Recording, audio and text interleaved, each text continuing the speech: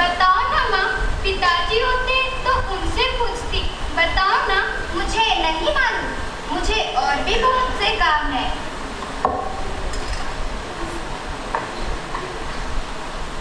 अच्छा माँ, ये बताओ कि लोग आंखों तक प्रार्थना क्यों करते हैं? क्योंकि आँख बंद करने से ईश्वर को देखा जा सकता है।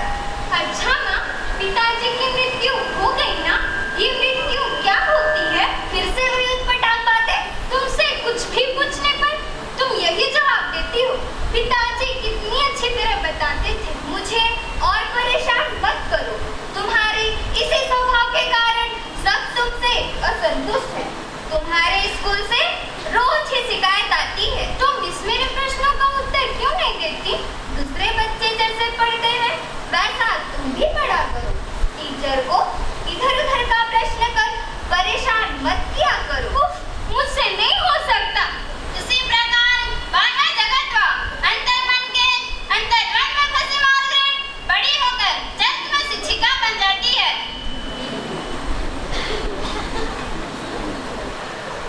भगवान के नाम पर इस भूखे भिखारी को कुछ तो दे दो बाबा। पैसा, 2 पैसा दे दो बाबा, 2 पैसा। चलो हटो, आगे जाओ। भीख मांगने के अलावा कोई काम नहीं है तुम लोगों के पास। चलो हटो। भगवान तुम्हारा भला करेंगे। कुछ तो दे दो बाबा, कुछ तो दे दो। कहा ना, सुनते नहीं। चलो हटो।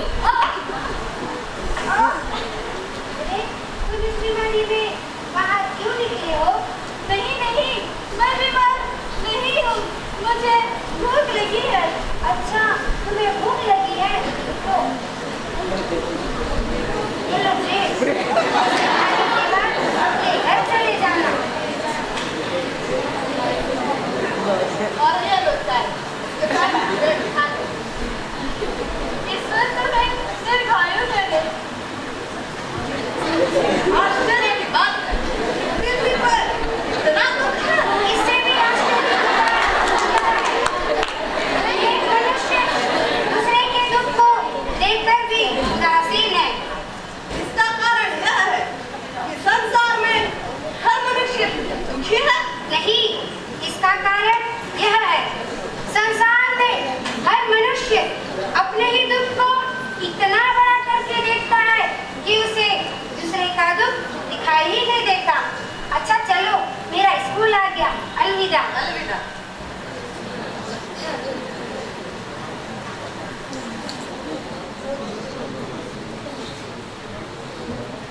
Good morning father.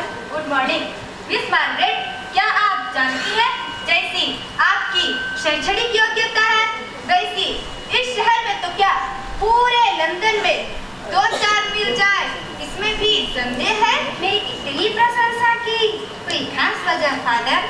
नहीं नहीं मिस मार्गरेट, मैं आपकी प्रशंसा नहीं कर रहा हूँ। यह सच्चाई है कि आपके शिक्षा व ज्ञान के सामने यहाँ शिक्षिका की नौकरी कुछ भी नहीं।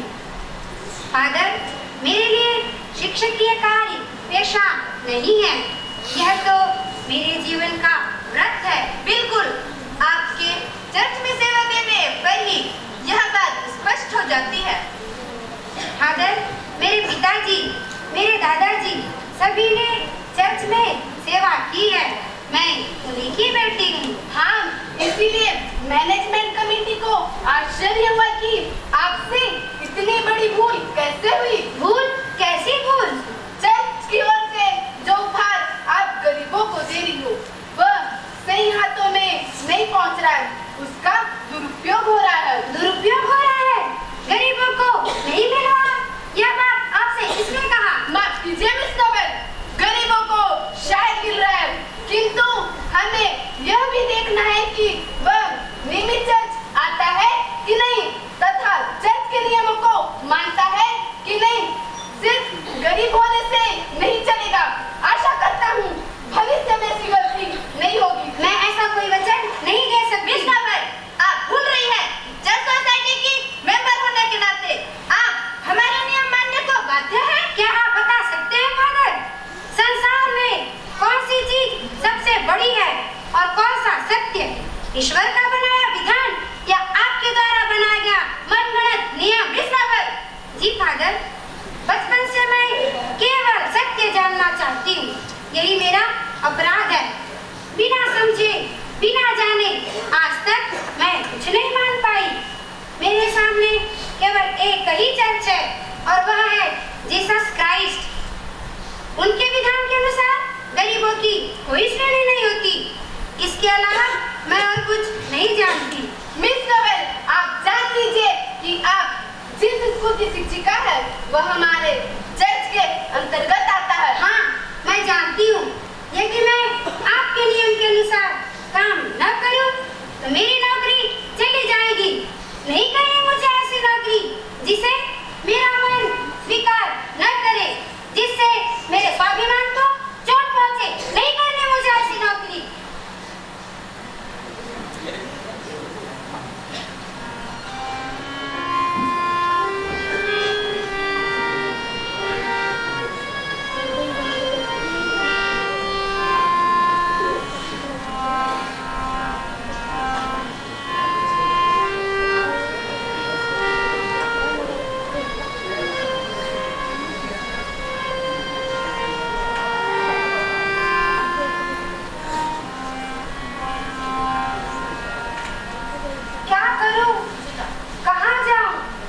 किससे मिलूं? कौन है जो मुझे बताए कि सत्य क्या है? कितने ही धार्मिक संस्थानों को देखा, गिरिजाघरों में प्रार्थनाएं की, किंतु मन को शांति नहीं मिली। ऐसा लगता है जैसे धर्म के सारे सिद्धांत झूठे हैं और विरोधाभास भी कितना। इन सब से मन की शंकाओं का मिटना तो दूर, उल्टे और बढ़ जाती है। नहीं नहीं, अब मैं चर्च नहीं जाऊंगी, किसी से प्रार्थना नहीं करूंगी, किसी धर्म को भी नहीं मानूंगी। अब मैं चर्च कभी नहीं जाऊंगी।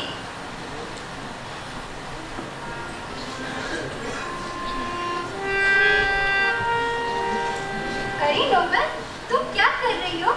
चलो मेरे घर, मैं तुम्हें लेने आई हूँ।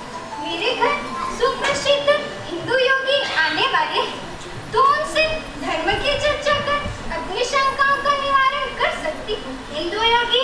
कौन हिंदू योगी? अरे ये क्या, तुम उस हिंदू योगी को नहीं जानती?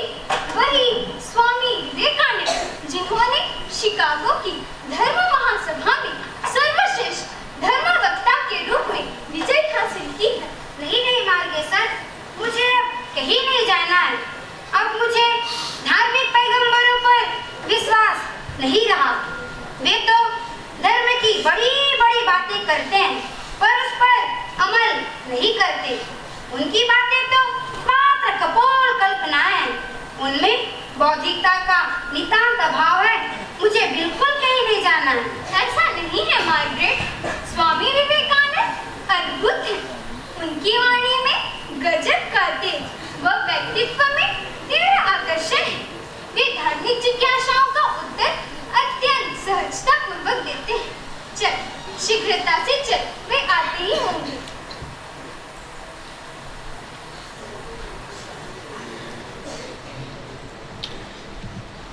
हाँ नोबेल, बैठो, स्वामी जी बस आते ही होंगे।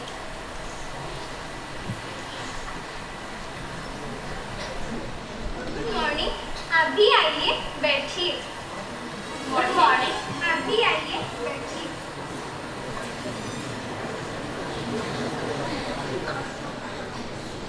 मॉर्निंग स्वामी जी। आप सबका कल्याण हो। आइए स्वामी जी, बैठिए।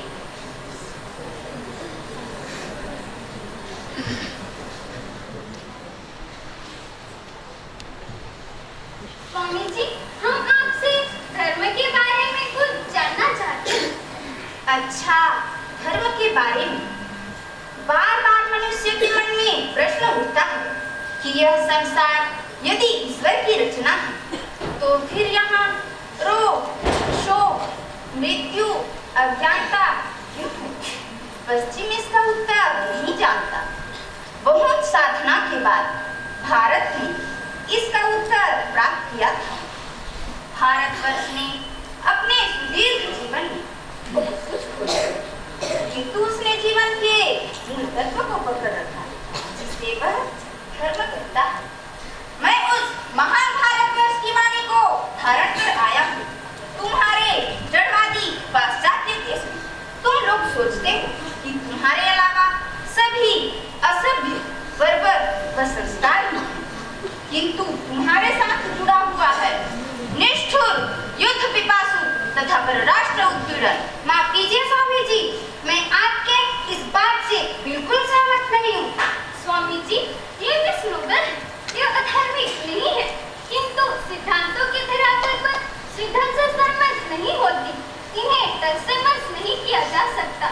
मैं जानता हूँ, ये नहीं मानते। आप जानते हैं? कैसे जानते हैं? तुम अंग्रेज हो, द्वीप में तुम्हारा जन्म हुआ है, चारों तरफ जल से घिरा है तुम्हारा देश, अन्य देशों से विच्छिन्न। उसी तरह तुम्हारा हृदय भी सबसे अलग है। तुम अपने मत को इतना बड़ा समझते हो कि दूसरे के मत को ग्रहण ही नहीं कर सकते। लंदन जैसा इतना बड़ा शहर तुम लोगों ने बसाया है, जिसकी किसी से तुलना नहीं। क्या कभी तुम लोगों ने सोचा है कि इस देश को सजाने के लिए इतने देशों को उजाड़ दिया? तुमने भारत को जीता। एक विजेता की तरह भारत को देखोगे तो नहीं देख पाओगे। आम भारतवासी का जीवन अंधविश्वास, कुसंस्कार से भरा हुआ तथा भयावह है। यदि इसे देखकर तुम लोगों ने सोचा होगा कि हिंदू धर्म भी संस्कारहीन है, तो इससे बड़ी भूल कोई नहीं है। स्वामी जी, आप लोग तो मूर्ति पूजा करते हैं ना? हाँ, हम लोग मूर्ति पूजक हैं, किंतु मूर्ति पूजा ही धर्म नहीं। स्वामी जी, आप लोग एक भगवान को ना मानकर इतने सारे भगवान की पूजा कैसे करते हैं? वे भगवान नहीं, देवता हैं।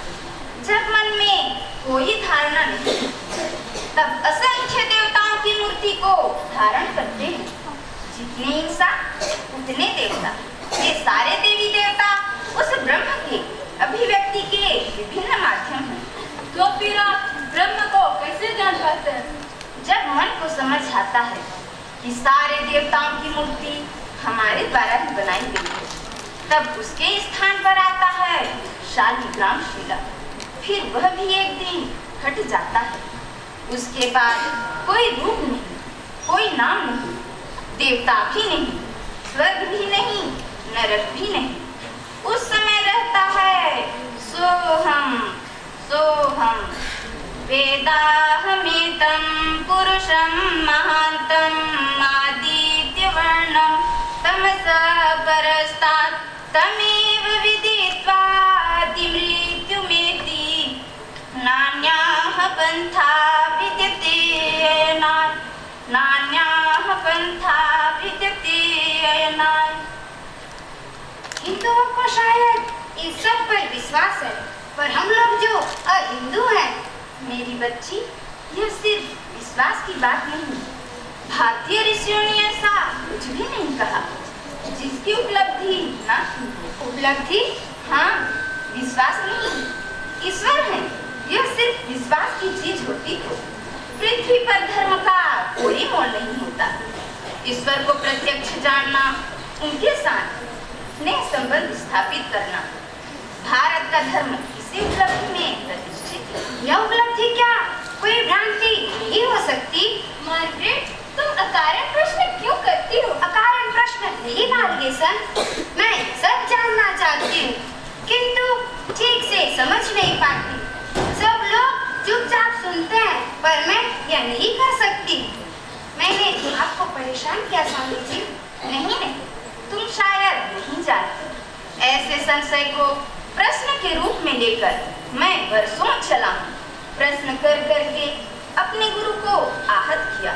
उन्होंने मुझे बताया कि जिस प्रकार सोनार कसौटी पर कसकर सोने की परख करता है, उसी तरह निर्ममता पूर्वक जांच करने पर सत्य पर विश्वास करना चाहिए, बिना परखियों से ग्रहण नहीं करना चाहिए। अच्छा, अब मुझे इजाजत दीजिए, मैं चलता हूँ। नमस्ते स्वामी जी। आप सबका कल्याण हो। इसमें कुछ नया नहीं था, सब कुछ पहले भी कहा जा चुका है, क्यों है ना?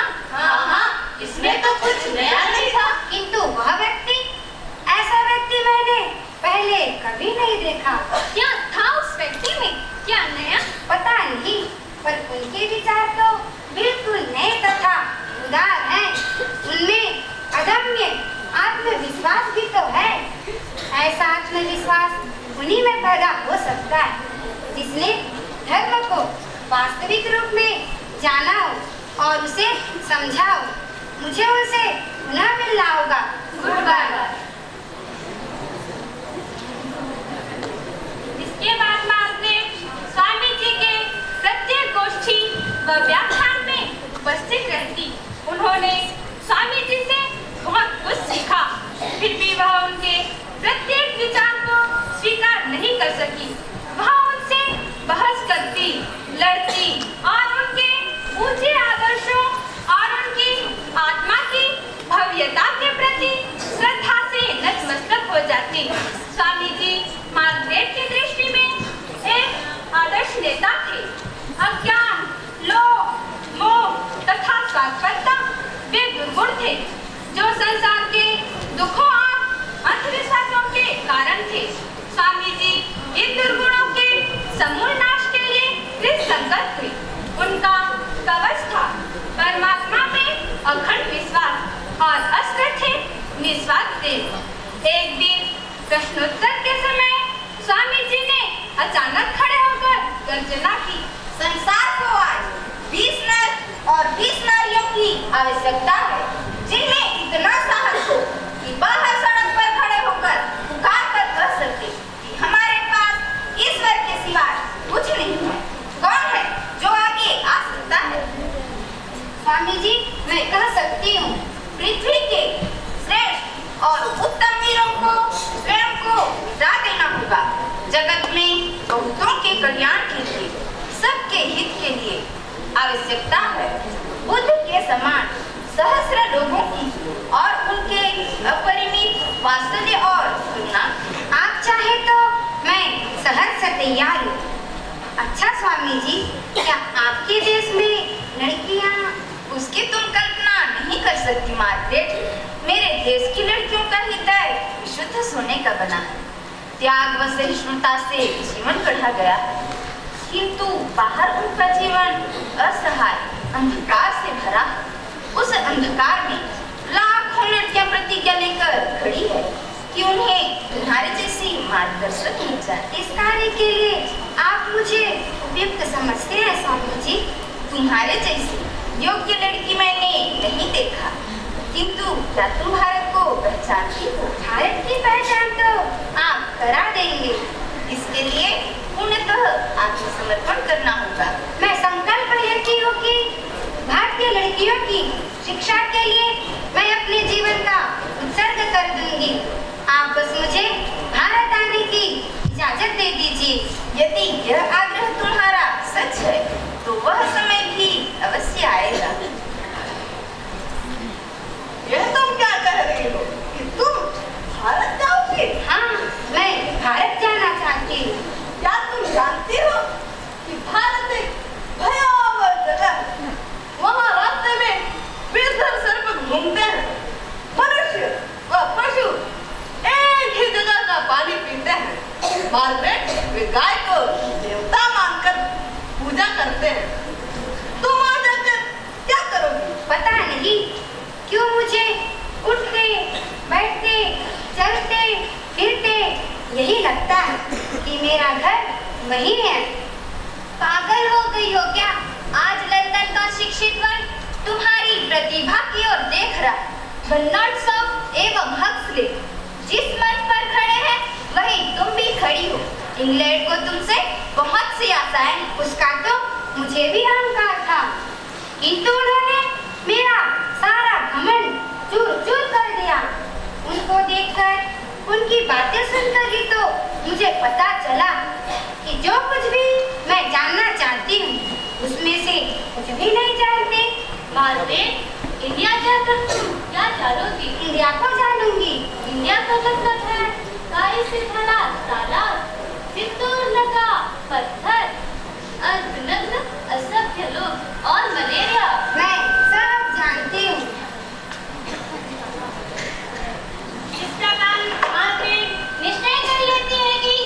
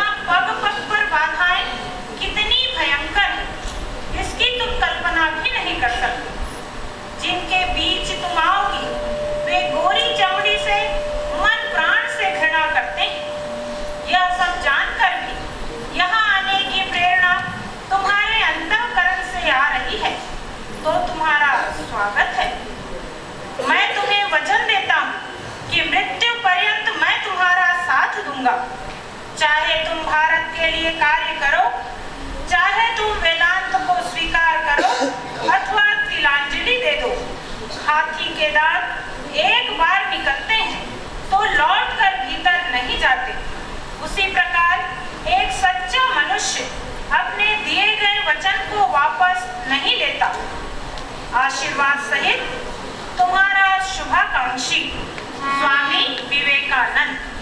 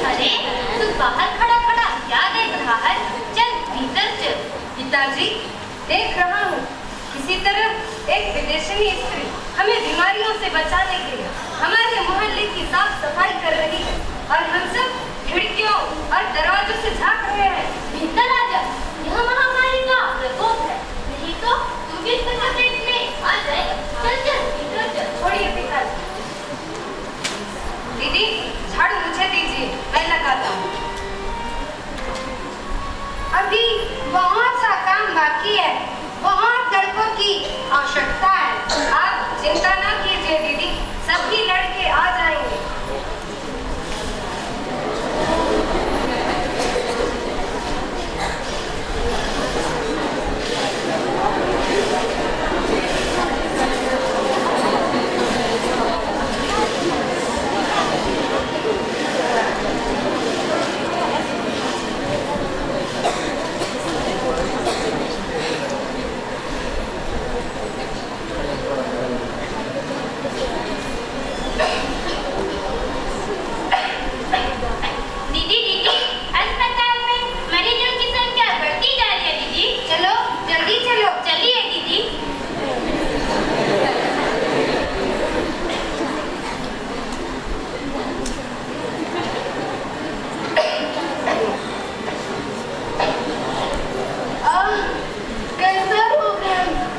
सिर फटा जा रहा है, सांस लेने में कष्ट हो रहा है।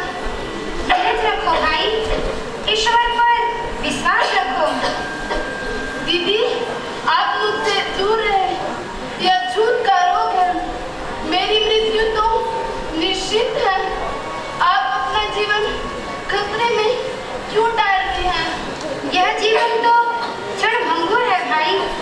मैं तो अपने गुरु स्वामी विवेकानंद द्वारा कथित शिव ज्ञान से शिव सेवा के आदर्श को रूपायित करने का प्रयास कर रही हूँ। माँ काली तुम्हारी और मेरी दोनों की रक्षा करेगी, उन पर विश्वास रखो। इस प्रकार भगिनी निवेदिता को उनके निस्वार्थ सेवा के लिए जो पुरस्कार मिला वह हम लोगों का स्नेह और आदर था। जिला चिकित्सा अधिकारी ने अपने रिपोर्ट में लिखा कि इस भयंकर महामारी के दिनों में भगिनी निवेदिता का करुणा स्वरूप बाग बाजार की प्रत्येक गंदी बस्ती में घूमता दिखाई देता था। अपनी आवश्यकताओं की परवाह किए बिना वे धन देकर दूसरों की सहायता करती थी। इसी प्रकार अपने विद्यालय के लिए धन की व्यवस्था, सामाजिक सेवा आदि कार्यों में लगभग 3 वर्ष व्यतीत हो गए। 3 जुलाई सन 1902 इस बुधवार एकादशी तिथि को वे स्वामी जी से मिलने बेलूर पहुंची। आओ निवेदिता, बैठो। मैं तुम्हारे ही बारे में सोच रहा था। विद्यालय में बालिकाओं की संख्या बढ़ रही है। सोच रही हूँ विज्ञान विषय चालू करूँ। उसी के संबंध में आपसे चर्चा करने आई हूँ। नहीं, मुझसे क्या चर्चा, तुम जो ठीक समझती हो करो। और हाँ, आज भी खाना खाकर जाना। आज तो एकादशी है, आप कुछ भी नहीं लेंगे तो मैं किसी और दिन आकर, ना किसी और दिन नहीं, आज ही। सदानंद जी स्वामी जी, निवेदिता के लिए खाना भिजवाओ। अभी भिजवाता हूँ। तुम्हें और कुछ कहना है? मेरी अंतिम इच्छा है कि आप मुझे संन्यास दे दीजिए। नहीं, मैं तुम्हें संन्यास नहीं दूंगा। निवेदिता, भगवान श्री रामकृष्ण देव के भावधारा का प्रचार करना मेरी जिम्मेदारी नहीं, और ना ही वेदांत धर्म का। मेरी जिम्मेदारी तो भारत के सोए लोगों को जागृत करना है। मेरी उत्तराधिकारी के रूप में यह सब काम तुम्हें करना है। मेरा सब काम तुम्हें ही करना है। यह रहा मेरा सेवा।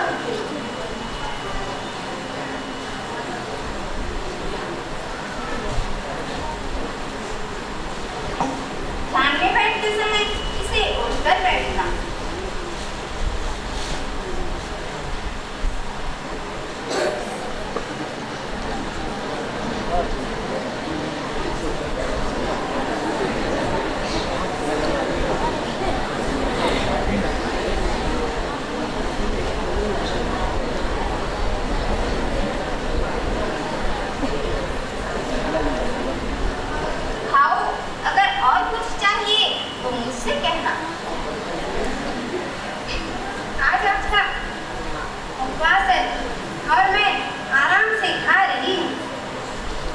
ठाकुर ने तो मुझे अपने हाथ से खिलाते थे।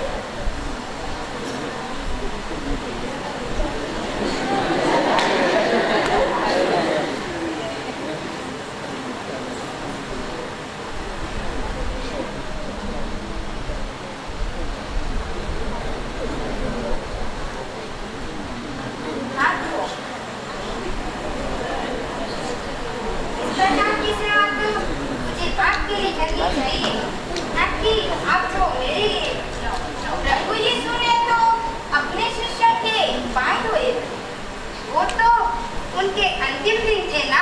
हाँ, वो उनके अंतिम दिन। अच्छा चलो, मैं तुम्हें रास्ते तक पहुंचा दूं।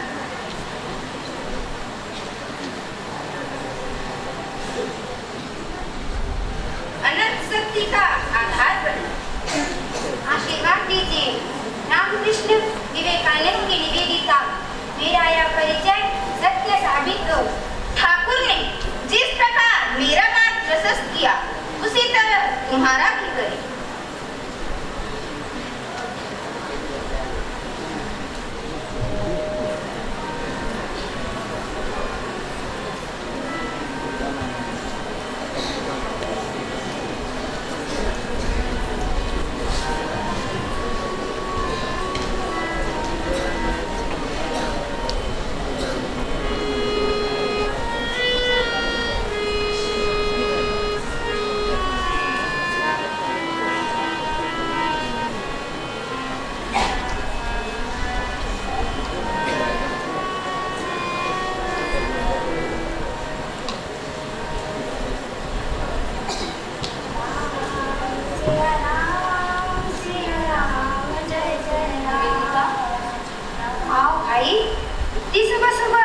कैसे आना हुआ?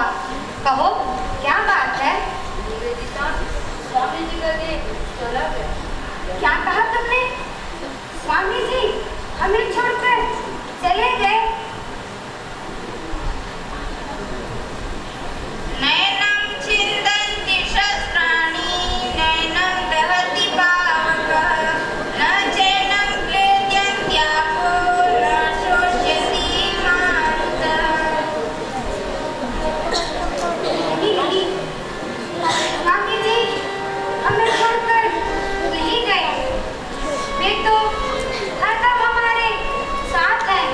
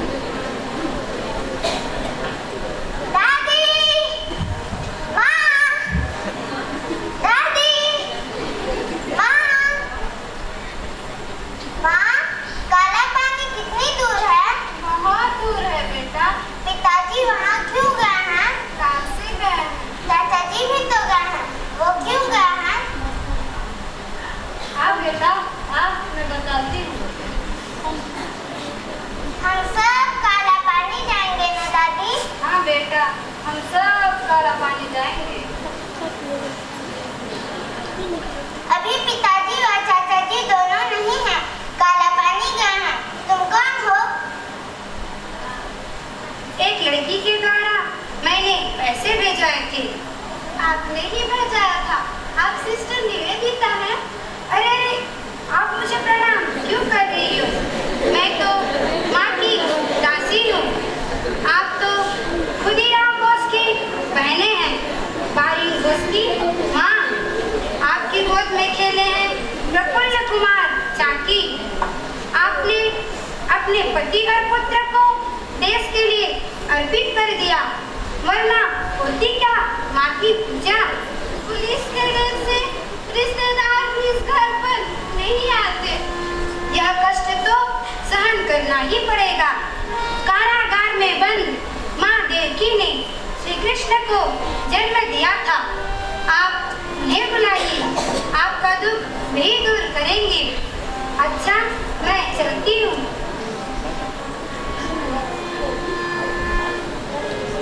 इतनी जल्दी चली जाएंगी? हाँ, और भी तो देव भक्तों के घर जाना पड़ेगा। रोज कोई न कोई पकड़ा जाता है। अच्छा, मैं चलती हूँ। जाना पड़ेगा।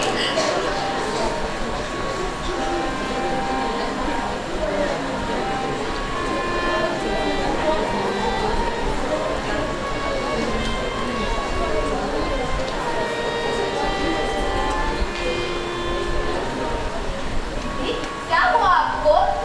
वराहनगर से लौटते समय जिस प्रकार सिर में असहनीय दर्द हुआ था, उसी प्रकार दर्द हो रहा है। दीदी, आप दिनों दिन अपने को कष्ट दे रही हैं। मैं खाना लगाती हूँ, आप खाकर सो जाइए।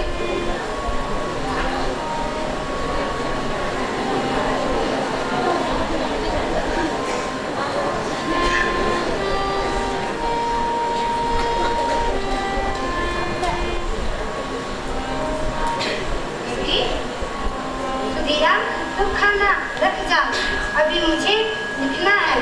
दीदी, आप दिन में भी तो लिख सकती हैं ना? दिन में बहुत से काम रहते हैं सुधीरा, इसलिए नहीं लिख पाती। यह केवल लेख ही नहीं, मेरे जीवन का अंतिम लक्ष्य भी है। जिस प्रकार मैंने स्वामी जी को देखा, उनकी बातों को समझा, उस प्रचंड तेज पुंज का एक बिंदु भी इस लेख में प्रकाशित कर सकूं, तो मैं धन्य हो जाऊंगी। यही मेरे गुरुदेव को मेरा अंतिम प्रणाम व सच्ची श्रद्धांजलि होगी। आज मैं इसे खत्म करके ही सोऊंगी। दीदी, पहले खा लेते। तुम रख के जाओ, मैं बाद में खा लूंगी। ठीक है दीदी।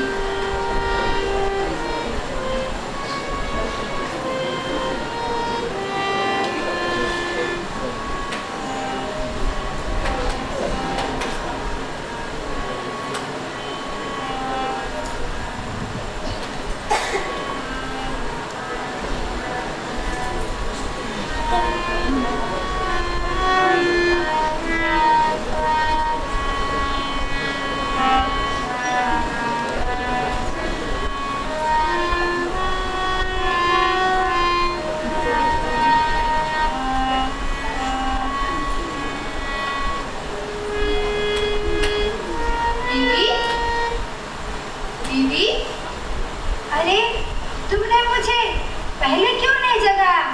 दिन चढ़ गया है। दीदी, आप सारी रात लिखती रही, इसलिए मैंने आपको जल्दी नहीं जगाया। अच्छा, ठीक है, कोई बात नहीं। दीदी, वैज्ञानिक जगदीश चंद्र बोस आपसे मिलने आए हैं। वैज्ञानिक जगदीश चंद्र बोस, जाओ उन्हें अंदर बुलाओ। जी दीदी, आइए बोस जी। नमस्ते वैज्ञानिक। नमस्ते निवेदिता, सुना है तुम्हारी तबीयत ठीक नहीं है? कुछ नहीं वैज्ञानिक, थोड़ा सर में दर्द था, अब मैं बिल्कुल ठीक हूँ। इस घर को तुम्हें छोड़ना पड़ेगा। यहाँ कोई भी स्वस्थ नहीं रह सकता। यह घर, यह गली, जिसने मुझे आश्रय दिया, इसे मैं कैसे छोड़ सकती हूँ वैज्ञानिक? अंधेरा, जीवन भरा, हवा नहीं, प्रकाश नहीं, क्या है इस घर में? इस घर में मेरे गुरुदेव की चरण धूलि है। इसके प्रकाश हवा में है उनका आशीर्वाद। सारा दिन काम करने के बाद जब यहाँ वापस लौटती हूँ तो ऐसा लगता है उनके पास आ गई हूँ। मैं कुछ नहीं जानता, मैं कुछ नहीं करना चाहता। मैं अपने साथ तुम्हें दार्जिलिंग ले जाने आया हूँ। दार्जिलिंग? हाँ, दार्जिलिंग। तुम्हें चलना ही होगा। ठीक है वैज्ञानिक, मैं तुम्हारे साथ अवश्य चलूंगी, लेकिन इससे पहले यह पुस्तक the master as I saw him, इसे अपने गुरुदेव के चरणों में अर्पित तो कराऊं। ठीक है, वहाँ से आकर तुम तैयार हो जाना, मैं लेने आऊँगा। ठीक है वैज्ञानिक, मैं चलूं? ठीक है।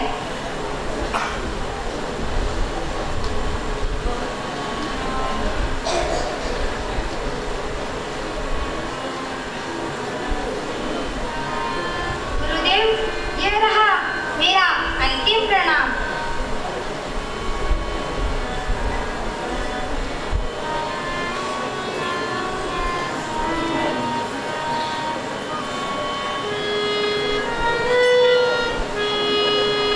निवेदिता उस परिवार के साथ दार्जिलिंग चली गई। जाने से पहले उन्होंने योगिन माँ से कहा था, योगिन माँ, मुझे लगता है मैं लौट नहीं पाऊंगी। ऐसा लगता है मेरा अंत निकट है। दार्जिलिंग में पहले कुछ दिन तो शांति और विश्राम पूर्वक बीते, किंतु एक दिन अचानक निवेदिता खूनी पिच्ची से ग्रस्त हो गई।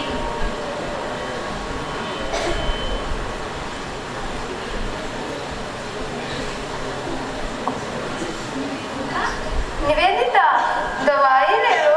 नहीं,